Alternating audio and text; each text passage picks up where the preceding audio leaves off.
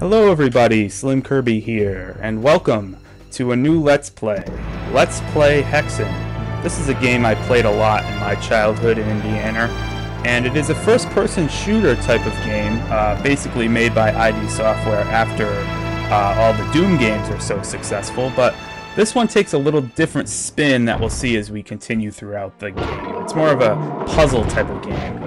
There are three classes to choose from to get things started: the fighter, the cleric, and the mage. I might as well describe them even though the descriptions are obvious. Fighter, physical kind of guy, punches. The cleric, basically the in-between sort of class, and the mage is obviously all magic. So, I'm going to go with the mage because I'm more of a distance kind of guy. I like just easily shooting things rather than having to actually approach them and engage in combat. I'm going to go with the default difficulty here of Sorcerer, or however you pronounce that. I'm not very good with pronunciation. So right now we're going to approach the Winnowing Hall, which is basically the tutorial level of the game. It's a very short level, and you won't see a lot of puzzle elements right off the bat. But yeah, let's get started with Let's Play Hexen. I don't have any items or anything special right now. All I have is this little blue crystal wand thing to start us off, and let's go. Alright, so the first enemy right out of the gate we're going to encounter are Ettins and Afrits. I'll talk about Afrits a little later because we're going to not see them for a little while after this. But Ettins are sort of the, let's see, how can I make this description as vague as possible? They're sort of the infantry sort of foot soldier enemies of the game with just clubs. So we'll be seeing a lot of them. And ooh, look, a teleportal. But guess what? It's booby trapped. I bet you guys didn't expect that, but I sure did because, you know, like I said, I've played this game quite a bit and I'm familiar with all of its ins and outs. So I'm going to take down these Ettins here. They take a little while to kill with the mage, but luckily I do have a projectile weapon and I can use these items called flechettes, or I can't pronounce the name, but the Ettins go down pretty quickly with them. Each class has a different use of the flechettes. The fighters basically throw them out as grenade projectiles or something similar to that, and this is booby trapped, by the way. It's just like a fire trap. You don't want to get hit by the fireballs. They do a lot of damage, so make sure you definitely stay away from those. So yeah, I forgot what I was talking about. Oh, right, the flasks. The flechettes, basically the fighter uses them as grenades. The cleric uses them as poison gas bombs, which I think is the most unique use of them. And then the mage uses them as explosives, so that's pretty cool. There's another Ettin down here. Take him out. Good. So that item, that purple thing, is a quartz flask, as I hit this switch and open these doors here. Quartz flask is pretty much a portable thing that restores 25 health. And if you notice those blue things, oh, more Ettins. Might as well shoot the more Ettins. The blue thing was a crystal vial, and the crystal vial actually restores 10 health when you touch it. So think of from the Doom series, med kits, and, you know, the small med packs restored 10 health, and the big ones 25. So basically we're just taking out Ettins here. Nothing much to really talk about. This game is a sequel to Heretic, also on the PC and also made by ID Software. But look, there's a key. Excellent. Got the emerald key. We're well on our way here. I'm going to wait for these to open and dash through just like that. Excellent. And continue down the stairs. That teleporter is still locked, unfortunately, so we're going to have to go around. Another Ettin. What a surprise. Oh well.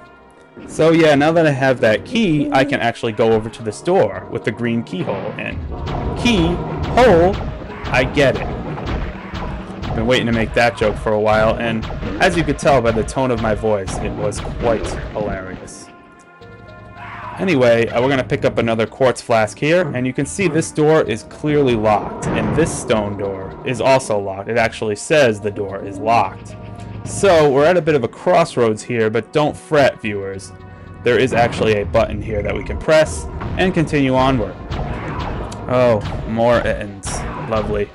I guess by default, Ettins are my favorite enemy in the game. They just seem so mindless and maybe even happy. Kind of like a lot of the people I know in Crystal Star Studio, mindless and happy. I'm just kidding, guys. I don't want that joke to sound too funny. I'm trying to play seriously here. Oh well, we're going to take out more of these Afrits here. There were similar gargoyles to Afrits in Heretic. They were red and they shot fireballs. These, unfortunately, are much more deadly because they shoot a barrage of 3 fireballs. So you want to make sure you avoid them at all costs. We need another key to get in that door there. So we head this way into a dark cave where we can take out more Ettins. Look at that. 4 quartz flasks and 100 health. 41. Just between us, I really don't hate that number as much as I say I do. I actually kind of like it. So in this cave, we will find none other than the silver key. Excellent. We're going to use that to get through these squishers here, or crushers, or whatever you want to call them. I don't really know. So basically, we use the silver key to open the silver door, and then we can continue up the stairs here. Now, if you remember at the beginning, there was a little text thing that said, if we ring the bell, it brings death.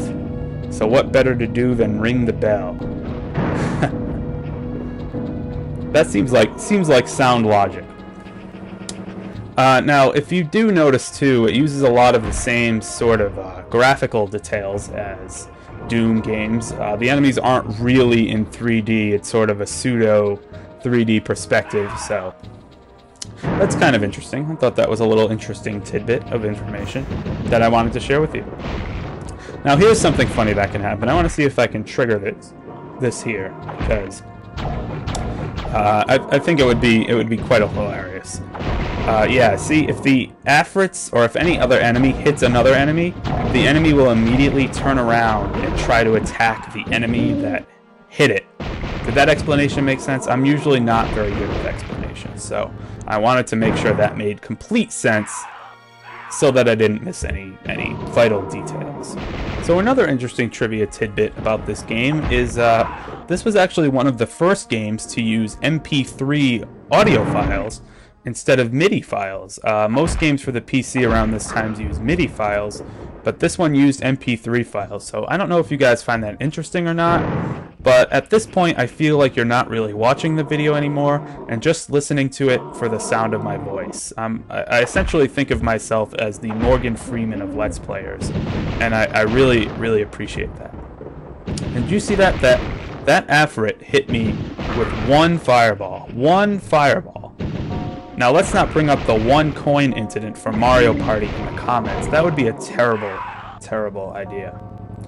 But yeah, you can see right there that when the Ettin gets hit by the fireball, it gets distracted and tries to attack the Afrit, but he's going to have a little bit of trouble trying to attack a flying enemy. So we'll just incapacitate all of them. I think that's the best way to go. So yeah, well, 1 last Ettin to deal with, and there we go. That's it. And I believe that's actually it for all the enemies, so I'll heal my health right there with a quartz flask.